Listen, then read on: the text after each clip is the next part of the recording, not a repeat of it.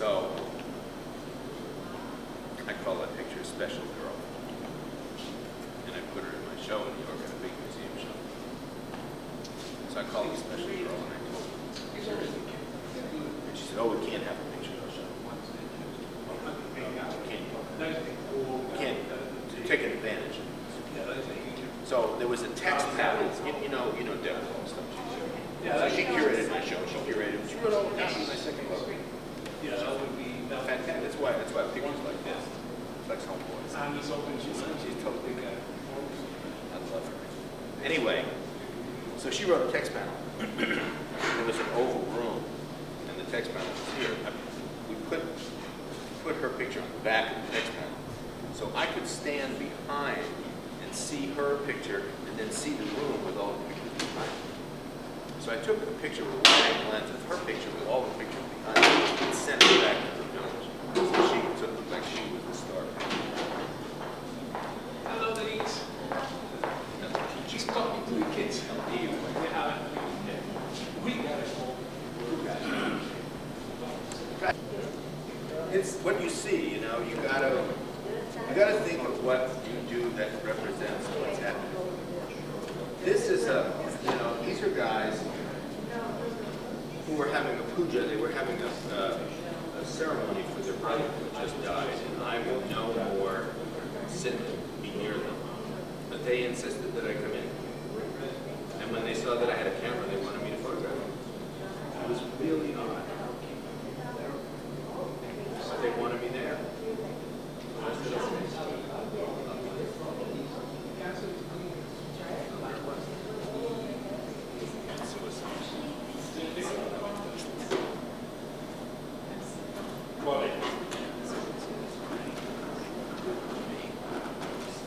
But I never, it's funny, there's a guy named Dennis Hayes, actor. Used to be on 24. He was the president of 24. He does all state ads. Oh, yeah. You know, Yeah. big. What's his name? Dennis Hayes. Okay. He bought about 5 of my prints. And we're walking around the gallery, and he says to me, he said, what does this mean? Tell me the story of this. And I said, I can't tell you the story. I said, it's your story.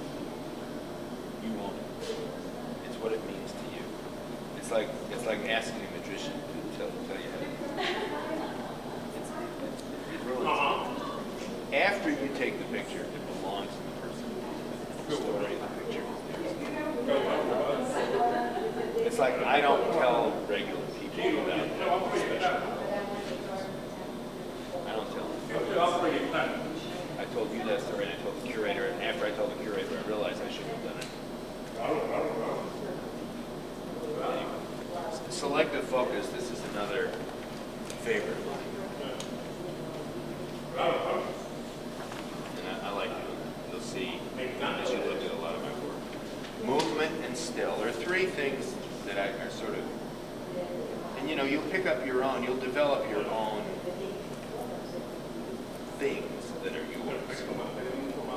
But selective focus, movement and still, and bright color. Speaking of bright color, this was my Cartier-Bresson decisive moment.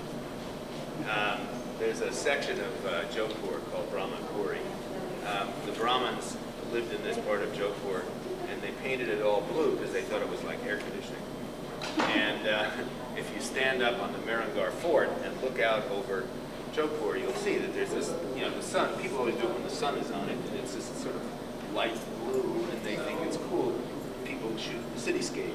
So you see all these tan buildings, and then a section of it is like a blue piece of pie. And that's their picture. I think that's cool. I thought it was dumb. So I said to the guy, let's go in that city outfit and into that section of the city outfit. It's very cool. So and he said, well, come on, I know all these people who go here because they're, you know, they get crazy and start running. And I said, no, I like this corner. He said, well, there's nothing going on here.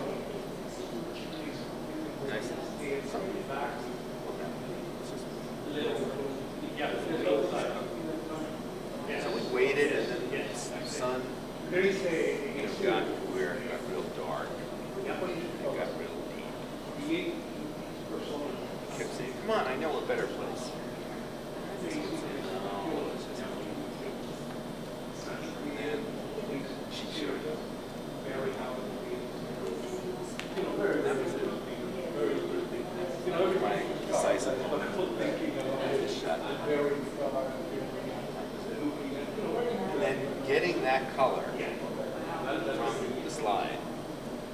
These three rounds.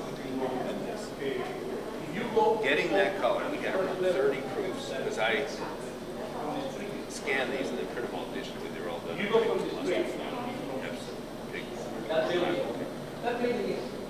had around 30 proofs to get that color.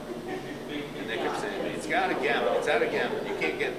You can't get it. I said, you're going to get it because here's the slide and here it is and you can get it and you're going to get it. I made it crazy. You can get it. Never give up. Always get what you want. It's your work. You're paying for it. Or I'm doing a lot of this board stuff now, this kind of panning stuff. That's old. That was in my first one. Here's the interesting thing about always look the other way. The guy brought this. I showed a picture in my first book of a camel herder guy with green eyes, and he had a thing in his head. His eyes and everything over his head were exactly the same. It's perfect. So he said to me, "Oh, I got this. It's perfect. I'm afraid Tomorrow Jeff I'm is leaving. not going to know where to This is go. a push car calendar." And he said, "I'll get this girl for you. She's perfect." So William Morris agency book. I said, "Okay, fine." So he brings her around. She's terrible. But of course, when you try and shoot somebody, you try and get the light behind you on her.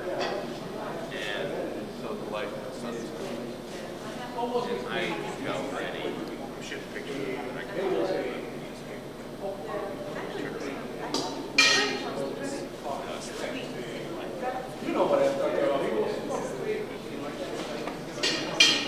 So always turn around and look the other way, always. Because the better picture may be behind you. Down, you know, the arm is down. We're stuck forever. I kept looking at her, she kept looking at me, I kept looking at her, she kept looking at me. When I picked up the thing, she looked away. I said, okay. She said, okay. And she looked at me and I kept going. I rarely do that. Occasionally. Here's this. Yeah, and then this is again hanging out in the villages, hanging out. These guys didn't even notice me. I mean, I was invisible. You know, this is the local Starbucks. They're hanging out. You notice the women are always working, the men are always hanging out at the Starbucks. But these guys didn't even notice me after a while. Now this was really weird because this kid was he was with his father and his grandfather. These are herders. There's no way that he was a Rabari. I stopped and said, hey, I shoot Rabaris all the time. He said, how'd you know those Rabaris? I was in Rajasthan and shot all the Rabaris. Really? I opened up my book. I showed him pictures of a whole bunch of Rabaris. He got real excited. He wanted to look at the book. We sat around. We had some tea. We talked for about an hour. Oh, it was very well. Working. Been in that village a long time. There they are working. 2 hours later, the guy shot me. He was one of these.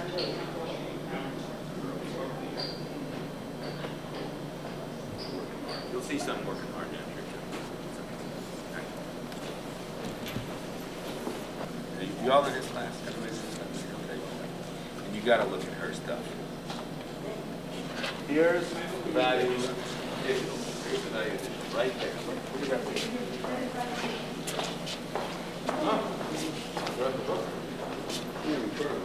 Huh? Yeah. That's a Kutch Rabari. Gujarati Rabari. See, it's the same winding of the turban, but it's a different color. All right, this gets to a very, is this our group? Oh, okay, because they heard part of what I said. Yeah. Okay, now let me, this brings up a very interesting point, which we can start about and they can hear it again. Yeah, come in. Soap, shampoo, comb. Okay? Sounds good, doesn't it? Good, doesn't sound like drugs. Doesn't sound bad. Doesn't sound. A lot of places they say money, money, money, money, money. Places they say money. You saw Slumdog, you know, they blind kids, they cut off their arms, they do all kinds of things for better begging. Places are much more sophisticated than that. So you go to Yangon or you go to Bagan and they hang out at the temples and they say shampoo, pen, okay? If you give them that, they will sell it. If a kid makes $1 a day, he is making more than his parents. And he will not go to school. Okay? Not good. Not good. Okay? The other thing is that if a person asks you for money for a picture, the next person that comes along, if you pay, will not get a picture if you don't pay. If you've paid, they won't get a picture unless they pay, and they're going to have to pay more than you. So now what you've done is you've begun a sort of a snowball process of blackmail about pictures. So the toughest thing to do is to say no, but you say no. You always say no. Okay? It's very hard to do, especially when you're dealing with extreme poverty. Now, why did I say that in front of this picture? Okay? I spent a lot of time in this village. Like I keep telling you, you've got to spend a lot of time in villages. And they spent a lot of time with me. And on the last day when I was leaving, this is a place called Siana in Rajasthan. It's in the middle of nowhere. They had never, ever seen a tourist. They had never, ever seen me. They'd never seen never seen a white guy. They'd never seen a camera. They'd never seen anything. They were so gracious. They were so wonderful. You'll see if you look in the first book, not that one. In the first book, you'll see a few pictures that say Siana on them. Young girls, and there were, I mean, every morning I would get there. This is one of those other places that you had to drive 3 hours to get to and be there at 6 in the morning. And here you go, yeah. So if you look at a few, let me show you some of the girls that are there. Here, this is near Siana. And, oh, here's the guy with the green eyes. Wow is the word. Well, but the British were there, you know. There's a lot of genetic mixing in India and Burma.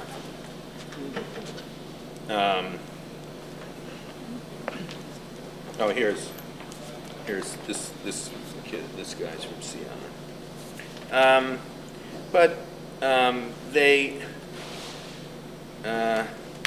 She was from Siana. I mean, she would make me tea every morning.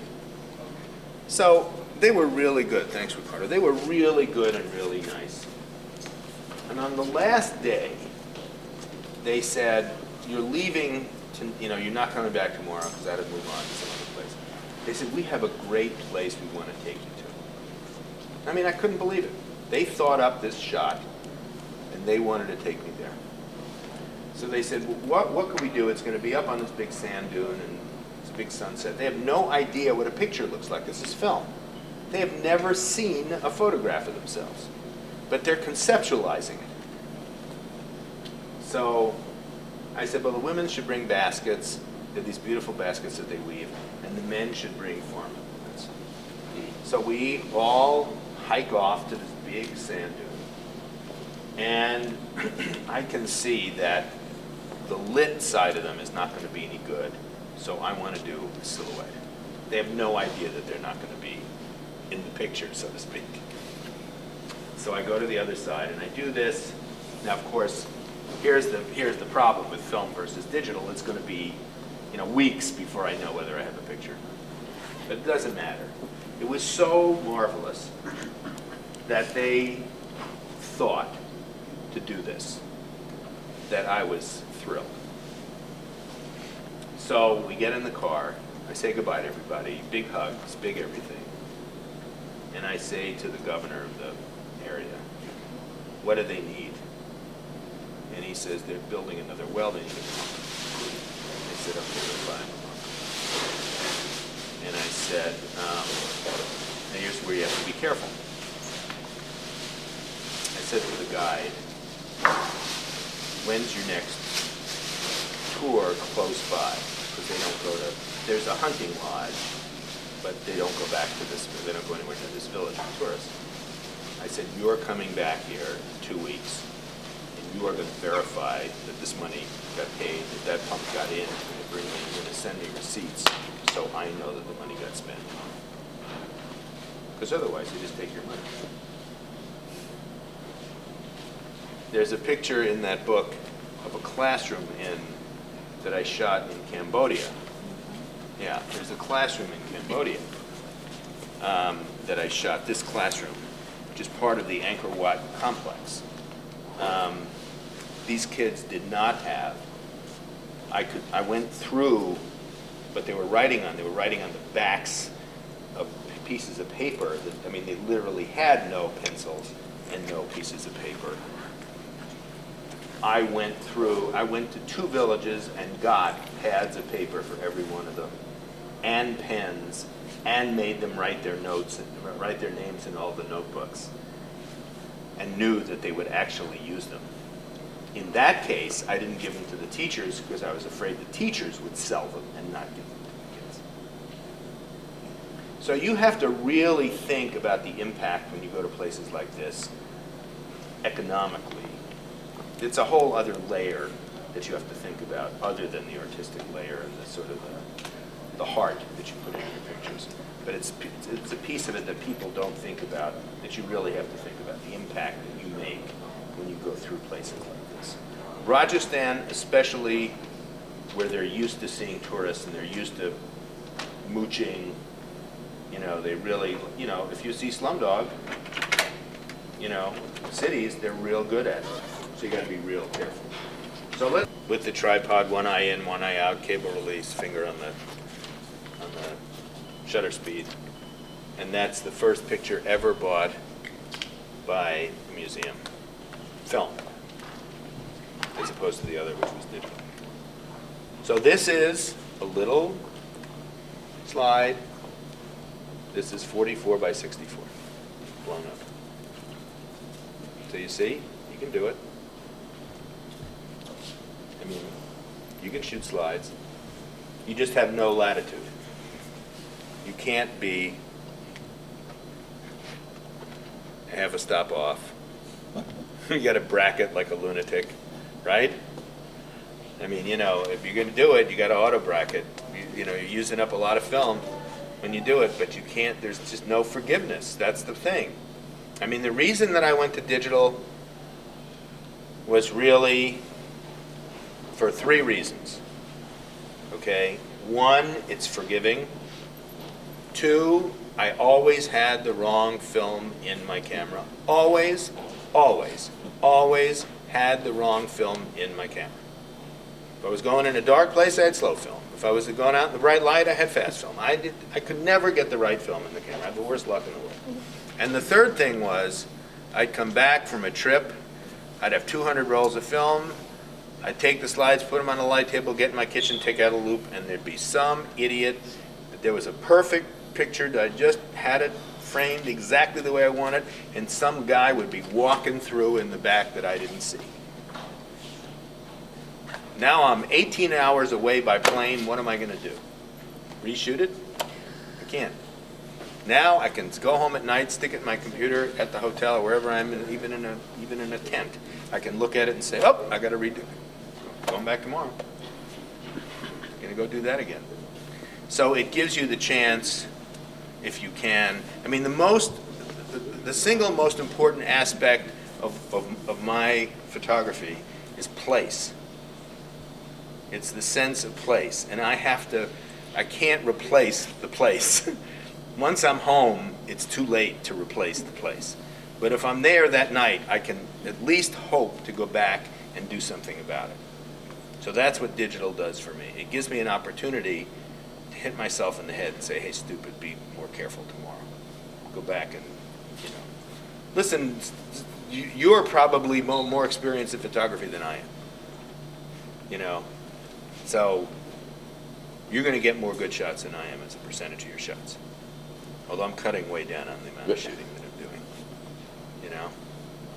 All right, any questions from anybody? Or have I just bored you to death? I pummeled you into silence.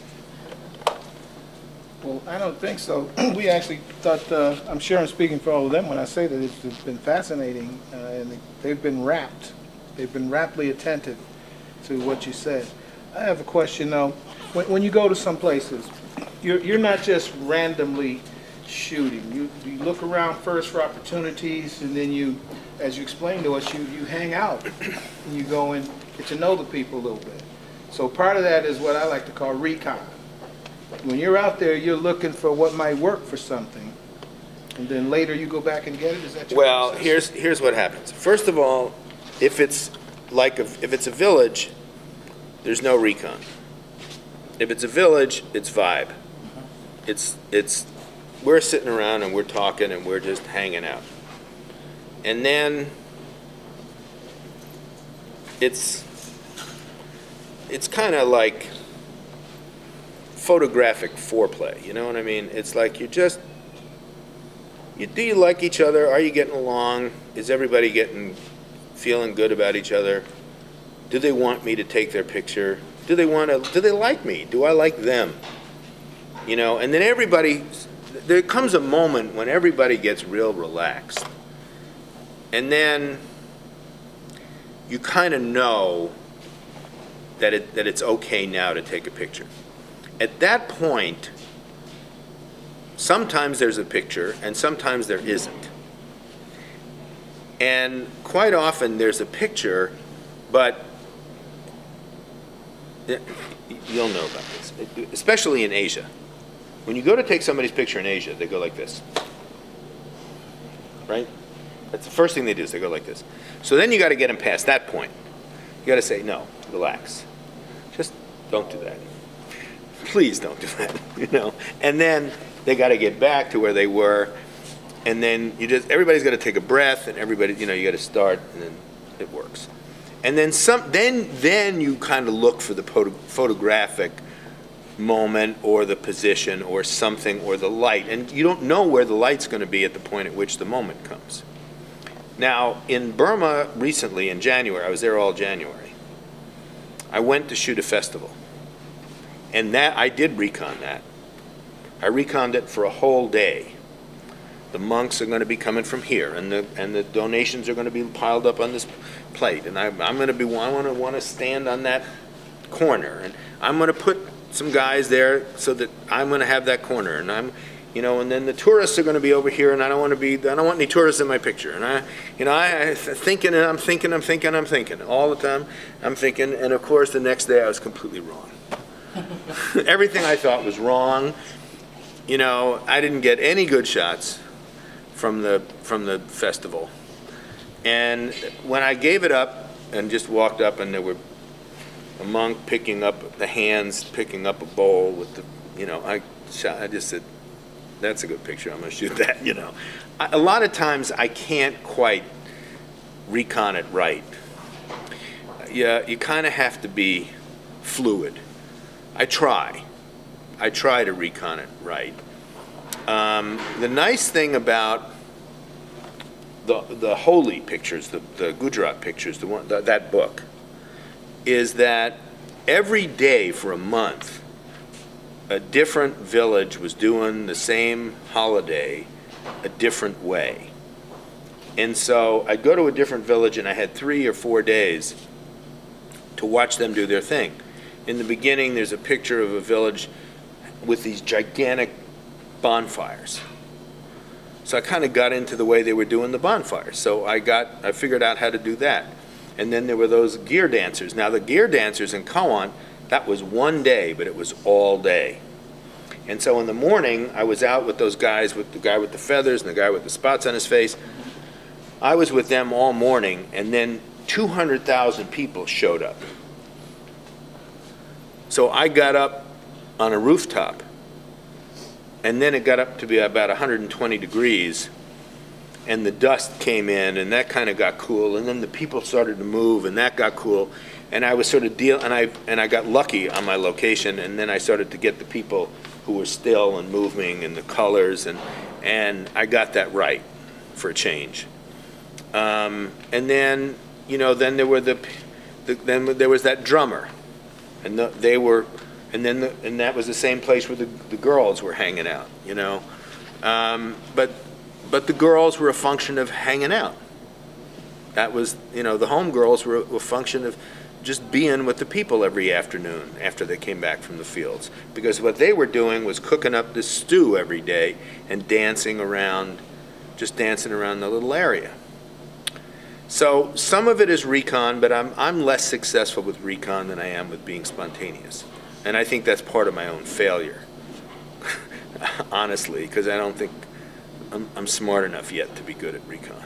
So when you say recon in terms like spontaneity and fluidity, I want to add vulnerability, because I'm a painter who takes photographs because I finally begun, Ricardo helped me actually, to accept the fact that I always saw the world this way. I didn't know how to talk about it. I wasn't technically good at photography, but I had to be true to what I was seeing. And that meant I had to open myself up to what I was seeing and be honest about that, irrespective of the nature or quality of the photograph. So when I hear you talking about fluidity, I want to ask you, is that analogous to that kind of openness, that kind of It's actually exactly where we started the talk. Yeah. You missed the beginning, but that's it. I said that Arthur says this to me all the time, the curator who is toughest on my work. He says to me, the work that, he says, what characterizes your work is that you're looking into their soul and they're looking into your soul. You are as open to them as they are to you. And that's when your work is most successful. Because I don't see your work as documenting anything, actually. What I see your work doing two things is, as a painter, someone best described my work as, he said the photography part's okay, but you photograph like a painter. The things that you're interested in are things that are interesting to a painter. Color, shape, form, not information, calibration, and those things. And I felt an immediate affinity and love for your work and this is partially the culture. I mean, the culture is so vibrant with color, but also in the way that I love the way that you treated it as emotion. You know, I mean, the guy in the soldier is a beige or an off brown. He's not a guy, he's not a soldier. He's part of a composition that, it seems to me, at the right moment, the right colors were fluid enough, to use your words, or you were surveilling well enough, which I don't like, because it implies a kind of intention that I don't think works well with photography. I mean, some of it, but I think ultimately we're looking for moments that we recognize, right? Well, actually, what I said about these motion pictures is that it's almost a Zen relationship with the motion. Right. So you got it. I mean, it's really, I am really open to that. I was telling him today that he's not only passionate, what he's photographing is very passionate. Therefore, that kind of interaction. But the passion, for me, is almost a bland honesty. Mm-hmm. Yeah. I mean it. I mean, it's almost so bland. I remember walking through here a couple of days ago. I was working on a project with the MRC, and I went through and I saw, you know, caught it out of the corner of my eye, and I went to look at one, and the other one pulled me, as good work should, you know, pulls you along. And the thing that I left here thinking most, and slightly funny but absolutely honest, is that I don't wear enough color for my color. So that's why you got that shirt. I thought you needed to get that shirt. I don't wear enough color for my color. These people are wearing color not like clothing. These people are not, the relationship with color in this society isn't about clothing. This is the exoskeletal human spirit. You know, it's just like, boom, here you go. Here's some pattern for you. And in the West, we tend to look at it as such an eclectic, exotic thing. But in your photographs, as a painter, I see it as bold swatches of color. Well, the amazing thing about these people is if you look at the beauty in their lives, which is what especially that book is about. Right. They paint the inside and outside of their houses. Absolutely. They weave these amazing fabrics, which they then embroider. They make extraordinary jewelry. They carve their furniture. They do this unbelievable stuff. There's a guy in here, I'll show you. This is an amazing guy. Even the simplest thing. There's a guy standing here in a house that has absolutely nothing in it, Right. who has no clothes on. All he's wearing is jewelry that he made and a turban, and he's got a beard. The guy's wearing a loincloth. Look at how Wow. regal and cool this guy looks. Absolutely. This guy looks absolutely like he's the chairman of the board of some company. He looks totally cool. Spirit. Totally cool. I mean, but look at this. Look at this. Look at the painting in this guy, in their house. It's Beautiful, exquisite, primitive painting in a house that has no toilet, no running water, and no electricity. But then what do you do when you're in a position, and this is precisely what's so powerful about, well, another thing that's powerful about your work is that it reminds us, what do you do when you're devoid through circumstance, economics, socio-political forces, birthright, whatever, you're denied the things that we take for granted. Your only option as a human being is to invent it, weave it, embellish it, make it, wear it, Here. paint it. That's your only thing. And I think that's what made me, when I said that I didn't wear enough color, that's sort of what I was thinking about. Here. That, you know, I'm slipping into things. Right. Yeah. Right. That's what this is about. Amen. And it just, there's such a, I mean, I know that's why I make art in Western culture, but even that is its own kind of cathedral of do's and don'ts. And I just, you know, it's the same thing as when I go visit to any of the other countries, or those of you who travel. You know, you think, you know, our notion of what poor is so alien to They're not the poor. richness that they're demonstrating, that They we are- don't these demonstrate because we people- are busy trying to be normal. These people are not poor. And I'll tell you what's making them poor.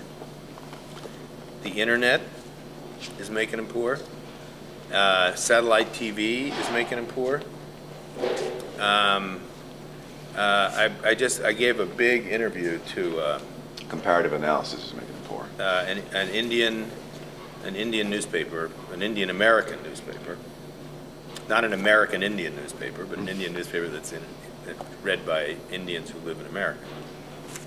And I said the unintended consequence of my work is that it's becoming an archive for the essential Indian culture.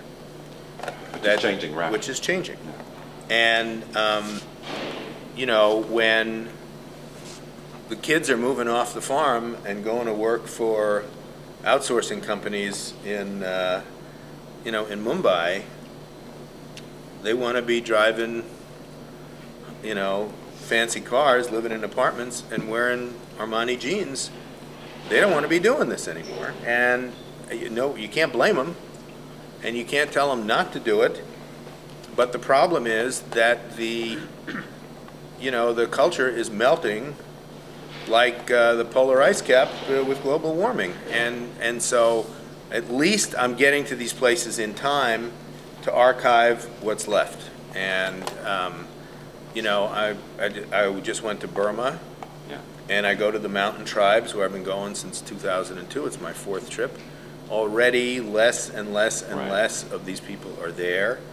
I'm going to try and go back to Cambodia and see what I can do there. It's, you know, it's already gone in Tibet. It's finished. The Tibetans are gone. It's over. So, but you know, the spirit lives on. And the human spirit will reinvent itself. Yep. So, thank you. So, are you sure you have no questions? Yeah. Even after all this yakking, no? You didn't think of one single question? All right, tomorrow, I guess you're not coming to the slideshow. But there is the website. There always is the website. And there's always email if you think of a question that you didn't think of this time. Okay? I'm totally accessible. What do? I don't do anything. I just do this. And when I'm putting together a new book, I'm just, you know, I have nothing to do. So was this good? Did this work? Absolutely did. Okay. Anything more I can do for you? Well, when we get your books in the library, you could autograph them for us, inscribe them for the school. It's easy, All right. no problem. Have something to eat, Have something to eat. please. Come on, They'll carb do load. that. They'll Carbo do that. load. Please.